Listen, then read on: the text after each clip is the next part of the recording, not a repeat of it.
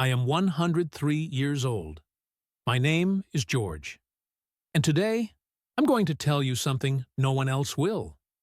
Not your parents, not your therapist, not your self-help books. Because this truth is painful. It's raw. It's real. I have buried 3 wives. I have lost 2 children. I have outlived nearly every friend I ever had. Every person I knew before I turned 40 is gone. I've watched the world change 4 times over. And in all these years, I've learned one haunting truth. We live as if we have forever, when in reality, we barely have anything at all. But I didn't learn this at 90, not at 80. I first saw it at 33. It was 1955. October 14th, a Friday. My wife Dorothy and I had planned to go dancing that weekend. We had been married 8 years, 2 little boys, James and William. I worked at a steel mill. Every morning before leaving, I kissed her forehead and said, "See you tonight, Dorothy." That Friday, I didn't come home. There was an accident at the mill. They said it was quick. They said I didn't suffer. They always say that. What they never tell you is this. When someone dies suddenly, they take all your unsaid words with them. Every "I love you" you didn't say. Every apology you postponed. Every moment you were too busy, too tired, too irritated to be present. That night, sitting alone at the kitchen table, I made a promise. I will never waste another day.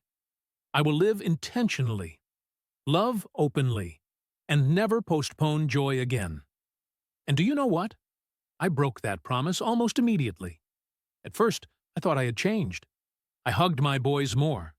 I said, "I love you" more often. Then life happened. I remarried. Work got busy. The boys grew up. Slowly, quietly, I slipped back into autopilot. At 33, I didn't understand this. The real lesson isn't that life is short. Every greeting card tells you that.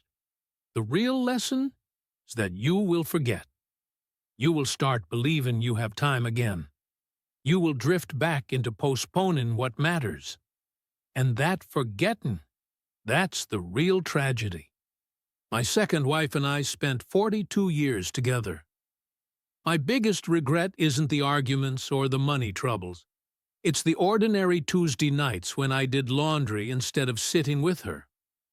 The times she said, "Let's take a walk," and I replied, "Not now, I'm busy." I treated ordinary moments as if they were guaranteed. They aren't. My son William died at 45. Cancer. At his hospital bed, holding my hand, he whispered, "Dad, I'm sorry I didn't call more." And my heart shattered. Because the truth was, we had time. We just didn't value it. My third wife passed 2 years ago, and even after everything I'd learned, I still sometimes checked my phone while she spoke. I still thought, "I'll pay attention tomorrow." Tomorrow doesn't always come. You think this is just a sad story about death. It isn't.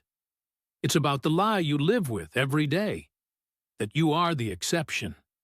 You think, "I'll live later." I am 103 years old, and I can tell you with certainty, later never comes. You think you'll travel when you retire. By then, your knees will be gone. You think you'll reconnect after this busy phase.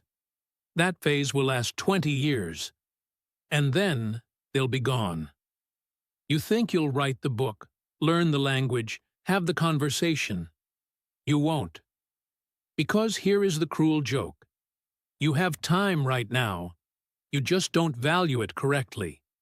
If your grandmother is still alive, call her today. Today. Because I am a grandfather, and I know what she's doing. She's sitting somewhere looking at old photos, telling herself everyone is busy. She understands. But her heart breaks a little more each day. At the end of your life, you won't remember promotions or awards. You'll remember a Tuesday afternoon when you listened patiently, A Saturday morning, making pancakes with no rush.